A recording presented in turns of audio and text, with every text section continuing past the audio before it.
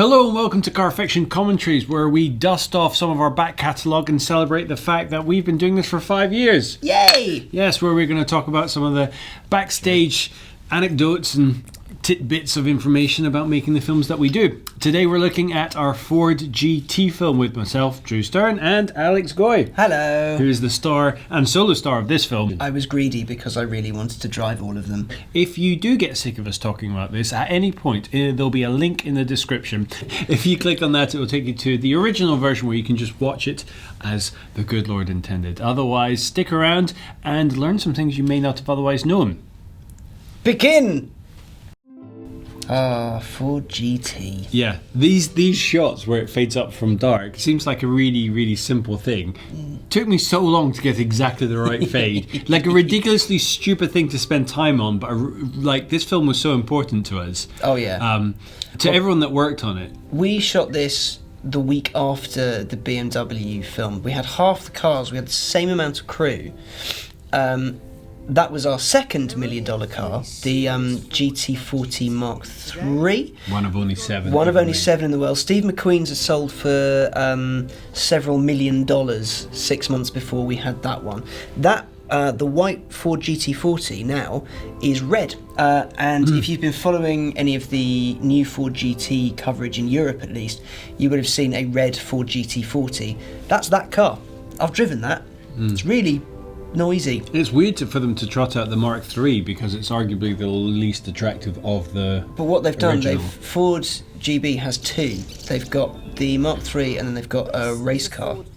So I just wanted to say, there was a really cool shot there with a rolling circular polarizing filter which changes the reflection on the windscreen as you rotate it over the lens. It's a really nerdy filmmaker thing, but it was such a nice touch. Nick, the video producer, did it on this, and he did it looks so cool, and I think it's just me and him that know that. No one else noticed it, no one else cares, but I really care. I thought that was such a great little touch. And now you, internet, know that, and how more enriched are your lives?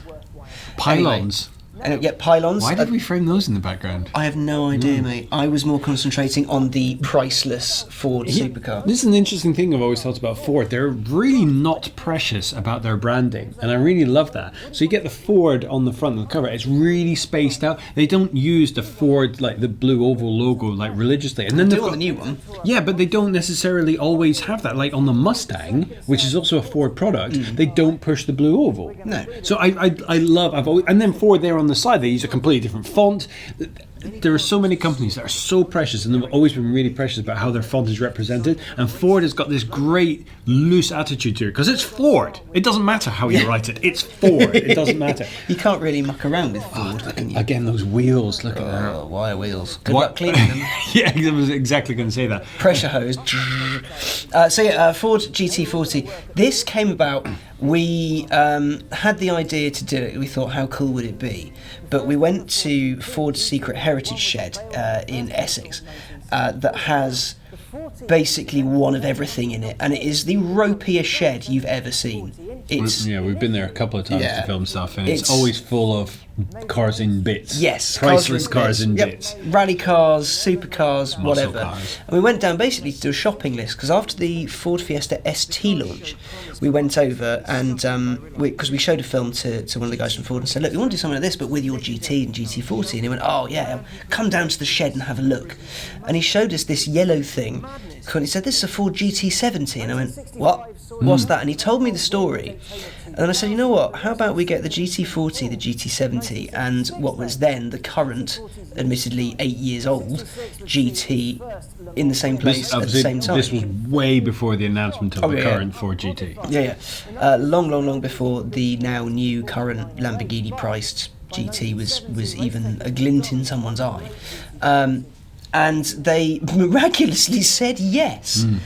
So they gave me the keys to that thing, which was frankly astonishing. There's no space in it whatsoever. You don't sit in it more than kind of lie in it.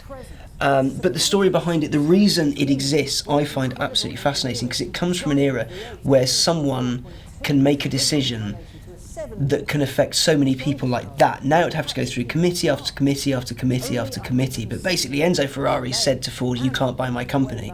So Ford went, "Well, sod you, I'll beat you where it matters." So they created a race car program off the back of Enzo Ferrari being petulant, which I find amazing, frankly. Well, it's also a really great collaboration between the US and the UK in terms of car development. You got some of the best motorsport developers You got in the UK. Lola. Well, it was a Lola chassis, and then Aston Martin guys were running it.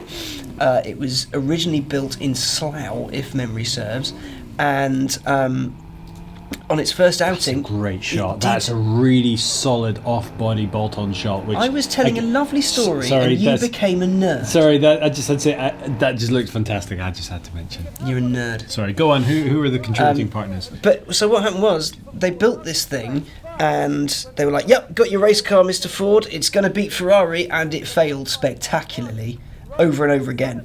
So the Americans went, "Okay, we will have this back," and gave it to Carroll Shelby, who made it good, and it won Le Mans 4 times on the trot. Yeah.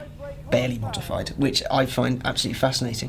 And at one point, that is the most expensive car I've ever broken. Well, yeah, we had an issue with the throttle cable. Yeah, so what happened was I was doing a drive-by down the main straight, and I turned a gentle right, a little like that. In fact, less harsh than that. Just a gentle right. And then I stopped to turn right to do a U-turn to go back. And I put my foot on the throttle and just went dead. Just went straight to the floor over and over again. And we were running out of time, running out of light. And it turned out a very small pin had fallen out of a bit of engine.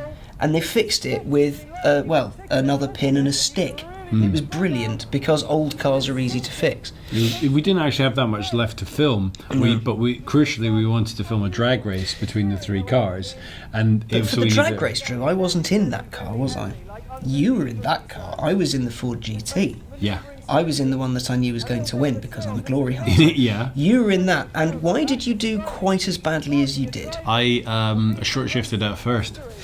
I'm really bad at drag races. Let's get that plainly on the ground, especially let's just in make manual this a little bit transmission of a cars. pain for the person editing this. If we can cut to that drag race and we can see exactly what Drew did wrong, he missed a gear quite spectacularly. No, it's not. Yes, you missed second. No, the thing is, I revved it, nailed the throttle, and the start. I kind of got the timing okay. There was nothing wrong with it. And then it's the bit between the start and doing well in the race that fucked up. And then I went from first to second way too soon. I should have let a good 2,000 revs on the tail. Oh no! Ugh.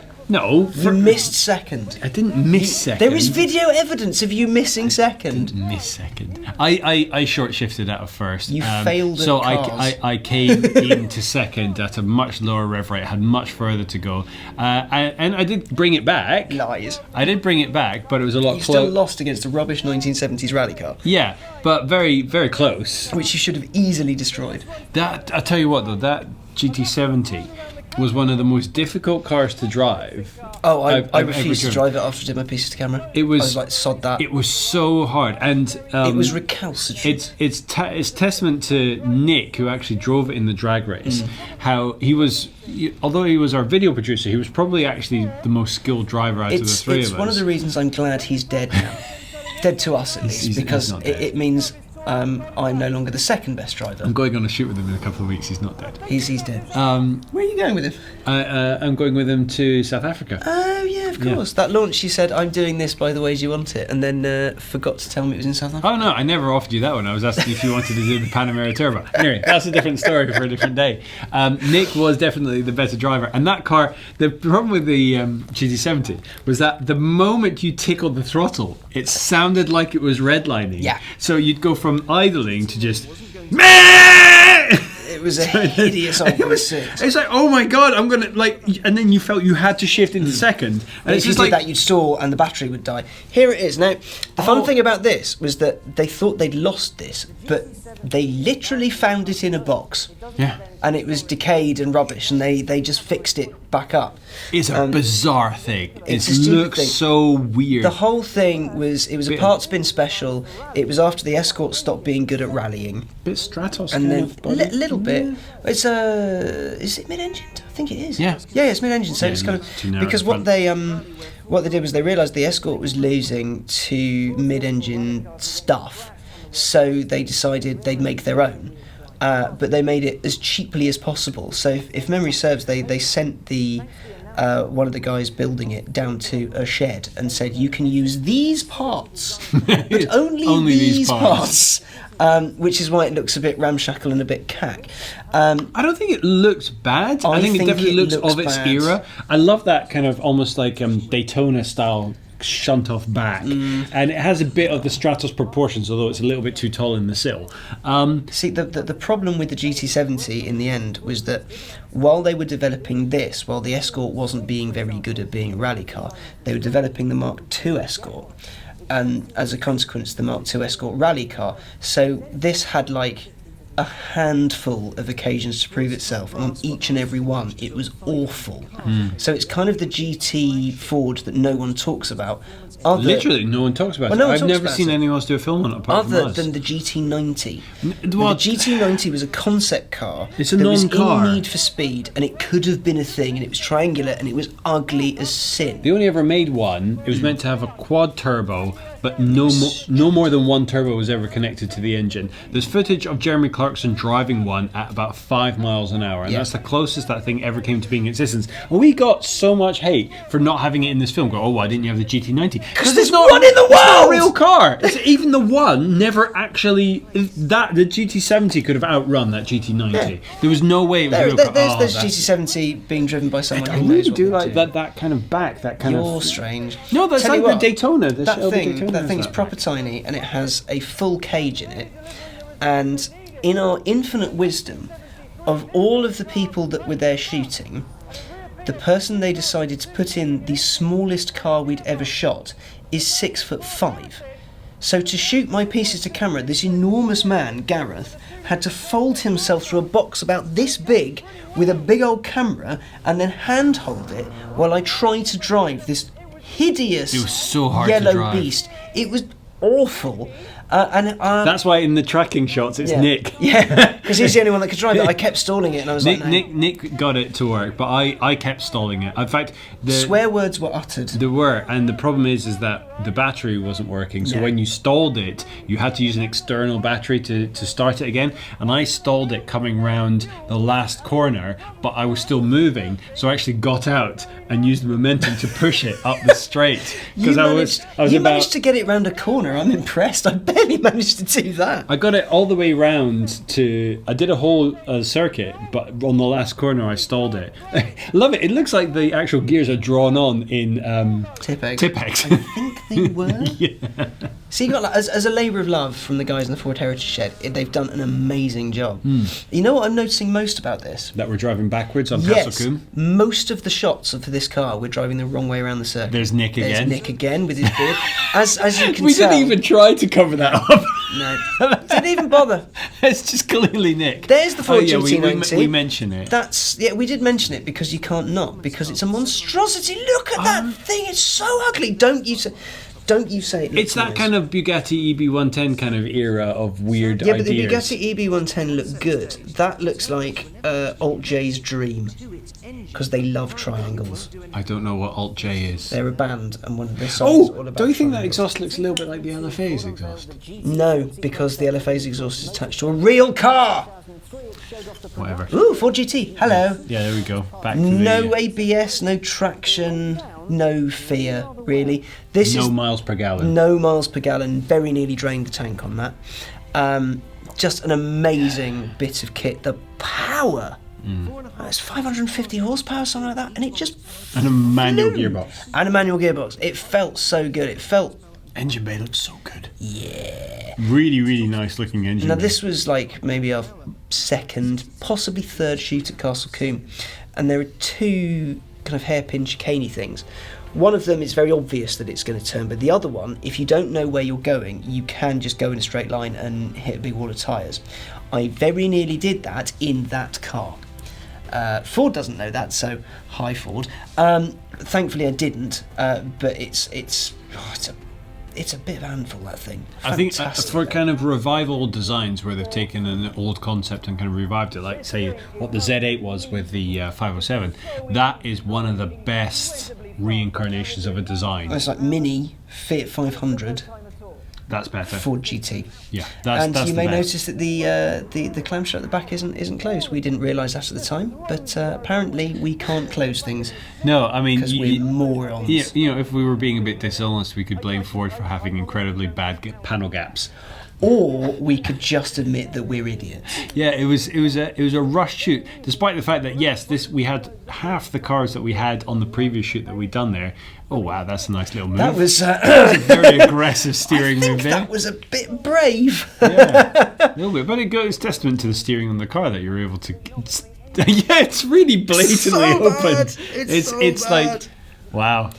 That's not the worst oversight in one video. We've got one video which we probably won't end up doing commentary for, where Nick Wilkinson, the video producer, was in his first ever race and did his entire race without his chin strap tied up in his helmet. Yeah. That was genuinely dangerous. That was is very just silly. stupid. We've also left fuel filler caps open. Done that before. Easily done. Easily done. Well, especially when someone leans on the side of a car, it goes bleh, and kind of flops open. I don't think it's attractive, but I like the idea of there being this hole in the center where this gearbox just I'm grows glad out you like a finished mushroom. that sentence. No, the gear. It's not quite like an open gate shifter like on an old Ferrari. It's Yeah. just this kind of hole, and then up the middle. I'm so glad we're in a Like that. small box in the corner and you're not just doing this Like that. The gearbox just comes up like that. on the camera. I'm going to have another beer. Yeah, oh good, more beer. Actually, while you're there, mate. So yeah, Ford GT, absolutely stunning motor car. Really, really enjoyed it. Absolute privilege, to be honest, to get to drive any of these, especially when we were so new. And I think just no one really asked to drive them. So at the time, we were kind of one of the few people to... Oh, sugar. Yeah, I don't know. And I mean, we put this film out years ago, and no one's done it since. And to be fair, They will be doing it with a new Ford GT. You Maybe. know they will. Maybe we should do it first. Let me put a call in. Yeah. And again, it's a great excuse to get these cars back in. Yeah. Maybe we could wheel out wherever that GT90 is. Actually, I think I've heard they've lost it. Isn't it in Dubai somewhere? I think they're not. someone bought it, but they're not sure who. Well, like Dubai is like the. If you ever. Oh, that is. I love that shot. That is a great shot. We used to use this. We use these 7-inch suction cups to mount cameras. We don't anymore because they're quite large. Well, we still do inside the car. Not as much as we used to, but we used to use them for everything. Yeah. And Pain in the arse. they're a pain in the ass to work with. That's a great shot. You see how much similarity there is between those designs. I was going to say before you carry on, there was a shot on one of the interior pieces of camera, and the key was hanging around. The key in that Ford GT is so ropey because it's just a Mondeo key. It's not special at all. It's just horrible. Yeah, keys are a bit of a. Even in the most expensive cars you can buy, Yeah. keys don't necessarily reflect. Ferrari keys used to be horrible. Rolls-Royce keys. Phantom key, awful.